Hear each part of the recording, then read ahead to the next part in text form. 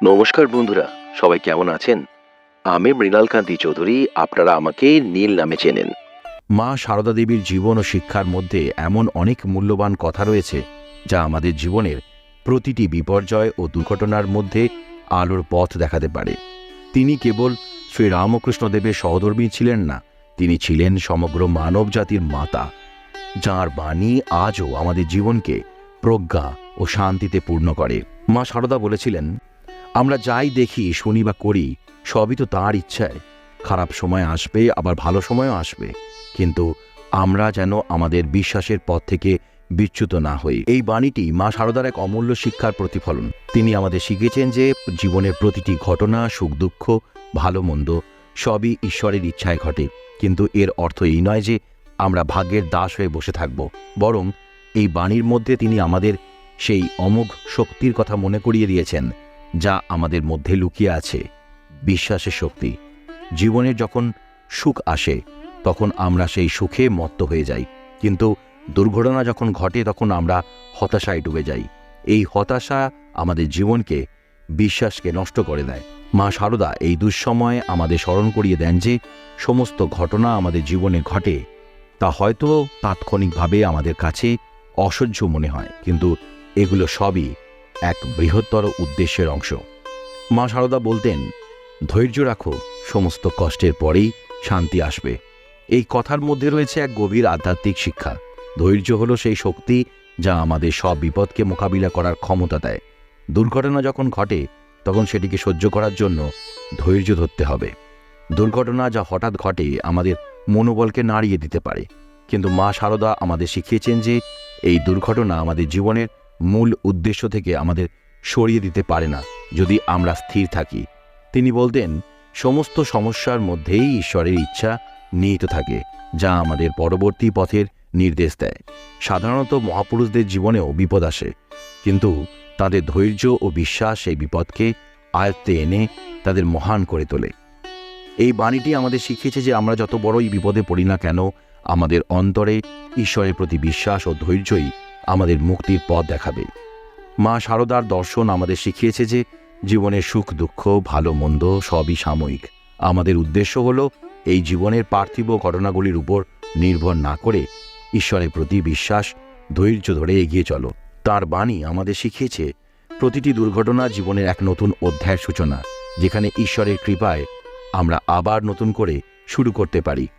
আজকের এই বিশেষ দিনে ভাইয়ের হাতে বোনেরা ভালোবাসা সুতো বাঁধে। আমার সমস্ত বোনেদের জন্য হৃদয়ের অন্তঃস্থল থেকে ভালোবাসা ও আশীর্বাদ রইল। স্থানের দূরত্ব থাকলেও মন থেকে আমি তোমাদের জন্য, তোমাদের সুখের জন্য, তোমাদের স্বপ্ন পূরণের জন্য প্রার্থনা করছি। আজ আমি তোমাদের সবার পাশে থাকতে পারছি না, বিপদে আপদে হাত ধরে বলতে পারছি না ভয় নেই, আমি আছি, কিন্তু মা সারদা ও ঠাকুরকে বলি, মা ঠাকুর, তোমরা ওদের দেখো, ভালো রেখো, সুস্থ রেখো, ওদের জীবনের প্রতিটি স্বপ্ন যেন পূর্ণ হয়, ওদের মনের ইচ্ছা যেন সত্যি হয়। তোমাদের সুখ দুঃখ, হাসি কান্না সব কিছুর সাথে আছি আমি। তোমাদের এই রাখি শুধু সুতোর বন্ধন নয়, ভালোবাসার, আশীর্বাদের এবং সুরক্ষার এক অদৃশ্য ডোর হয়ে উঠুক। তোমরা আমার প্রার্থনার প্রতিটি মুহূর্তে আছো এবং থাকবেও। আমরা নিত্যদিনের কাজে বাড়ি থেকে বাইরে বেরোই, আর সেটা কখনো কাজে, কখনো বা ঘুরতে, কিন্তু আমরা তো জানতে পারি না কোন দুর্ভাগ্যের অন্ধকার কুঠুরিতে লুকিয়ে থাকে অশুভ শক্তি, যা আমাদের জীবনে বিপর্যয় ঘটাতে পারে, যাকে আমরা অ্যাক্সিডেন্ট বলি। অনেক সময় কিছু সুন্দর ঘটনা পরিণত হয় দুর্ঘটনায়। সেটার হাত থেকে মুক্তি পেতে হলে আমাদের প্রতি সময় বাড়ি থেকে বেরোবার আগে একটি কাজ করতে হবে মনে করে। আমাদের মনে মনে চোখ বন্ধ করে 3 বার বলতে হবে এই মন্ত্রটি, ওম মহাদেবায় চ ধীমহি দুর্গায় চ ধীমহি তন্নো দেবী প্রচোদয়াৎ। এই মন্ত্রের প্রতিটি শব্দে লুকিয়ে আছে মায়ের আশীর্বাদ, যা আমাদের জীবনে সমস্ত অশুভ শক্তিকে দূরে সরিয়ে রাখবে। এই মন্ত্রের শক্তিতে আপনার জীবন হয়ে উঠুক মায়ের কৃপায় পরিপূর্ণ। এর ফলে খারাপ শক্তি দূরে সরে যাবে এবং জটিল সমস্যা থেকে মুক্তি পাবো আমরা। যদি কেউ আপনার ক্ষতি করতে চায়, তাহলেও এই মন্ত্র শক্তি সেই ক্ষতি রুখে দিতে পারে। আর আমাদের দুর্গার প্রতিরূপ তো মা শারদা, তাই যে কোনো মন্ত্র বলুন না বা জপ করুন না কেন, শেষে জয় মা শারদা আমাদের রক্ষা করো এটা অবশ্যই বলবেন। তাতে মন্ত্রের শক্তি আরও বৃদ্ধি পাবে। আপনার সন্তান, স্বামী, পিতা, মাতা যেই হোক না কেন সবার জন্য করুন। তারা না করতে চাইলে আপনি করুন তাদের মঙ্গল কামনায়। আর আপনার নিজের জীবনটাও কিন্তু ফেলনা নয়, তাই অনুরোধ করছি নিজেকেও একটু গুরুত্ব দিন আর নিজের জন্য মন্ত্রটি পাঠ করবেন। এটা কিন্তু আপনাদের কথা দিতে হবে আমাকে, কারণ আমি আমার মা ও স্ত্রীকে দেখেছি তারা সবার জন্য করছেন, কিন্তু তাদের কথা আমাদের ভাবতে হবে, তাই আমি করি তাদের জন্য। আপনারা মানে আমার এই ভিডিওটা যারা দেখছেন সকল পুরুষরা, আপনারাও শুধুমাত্র নিজের জন্য না করে মা, দিদি, বোন, স্ত্রী এর জন্য করবেন। আপনারাও আমাকে কথা দিন। জীবনটা যখন বেশ সুন্দরভাবে এগিয়ে চলছিল, চারিদিকে সুখের আলো ছড়িয়েছিল, তখনই হঠাৎ এক দুর্ঘটনা এসে সবকিছু এলোমেলো করে দিল। যে জীবনটা সরল আর সোজা পথে হাঁটছিল, সেই পথেই হঠাৎ যেন বাঁক নিয়ে নিল অন্ধকারের দিকে। সুখের হাসিগুলো কোথায় হারিয়ে গেল, আর তার জায়গায় চলে এলো চোখের জল আর বুকের ভিতরের চাপা কান্না। আমাদের জীবনটা এমনই এক রহস্যময় যাত্রা, যেখানে সুখের মুহূর্তগুলো আমাদের হাতের মুঠোয় থাকে, আর সেই মুহূর্তগুলোই হঠাৎ করে ছিটকে যায় অনিশ্চয়তার অন্ধকারে। আমরা বুঝতেই পারি না কখন সেই দুর্ঘটনা আমাদের জীবনের সুন্দর সুরটা ভেঙে চুরমার করে দেবে। জীবনের মধুর সুর যখন হঠাৎ করে থেমে যায়, তখন চারপাশটা কেমন যেন শূন্য হয়ে যায়। সুখের মুহূর্তগুলো যেন একে একে দূরে সরে যায়, আর জীবনের সেই পথে আমরা একা হয়ে যাই। আমরা যখন ভাবি সবকিছু ঠিকঠাক চলছে, তখনই হঠাৎ এক মুহূর্তে সব কিছু বদলে যায়। যে হাসি আমাদের মুখে ফুটেছিল, সেই হাসি মুহূর্তের মধ্যে নিভে যায়।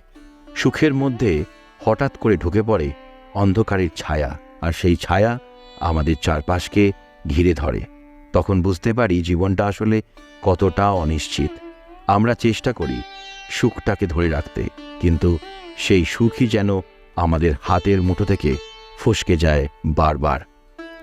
এই দুর্ঘটনা আমাদের মনকে এমনভাবে আঘাত করে যে আমরা যেন বেদনার সাগরে ডুবে যাই।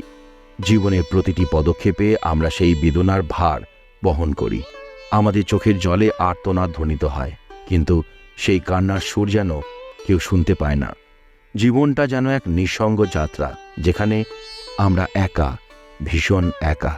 এই অন্ধকারের মুহূর্তগুলো আমাদের জীবনের সুখকে নিঃশেষ করে দিতে চায়, কিন্তু আমাদের শক্তিশালী হতে হবে। এই দুঃখের মাঝেও নিজেদের সামলে নিয়ে এগিয়ে যেতে হবে। শ্রীরামকৃষ্ণদেবের জীবন ও শিক্ষার মধ্যে এমন অনেক গভীর সত্য লুকিয়ে আছে, যা আমাদের জীবনকে প্রজ্ঞা ও আলোর পথে এগিয়ে নিতে সাহায্য করে। তিনি বিশ্বাস করতেন, জীবনের প্রতিটি ঘটনা, সুখ দুঃখ, ভালো মন্দ সবই ঈশ্বরের লীলা। এই লীলার গভীর অর্থ অনুধাবন করতে গেলে আমাদের আত্মিক উন্নতির প্রয়োজন। শ্রীরামকৃষ্ণদেব বলতেন যে ঈশ্বর সব সৃষ্টি করেছেন, তিনিই সকল কিছু নিয়ন্ত্রণ করেন। সুখ দুঃখ, ভালো মন্দ সবই তাঁর ইচ্ছায় ঘটে, কিন্তু মানুষ তো বোঝে না, সে সেগুলিকে নিজের প্রাপ্য বলে মনে করে। এই বাণীটির মাধ্যমে শ্রীরামকৃষ্ণদেব আমাদের জীবনের গভীরতম সত্যটির দিকে ইঙ্গিত করেছেন। তিনি বলতেন, আমাদের জীবনের প্রতিটি ঘটনার পিছনে ঈশ্বরের ইচ্ছা কাজ করে।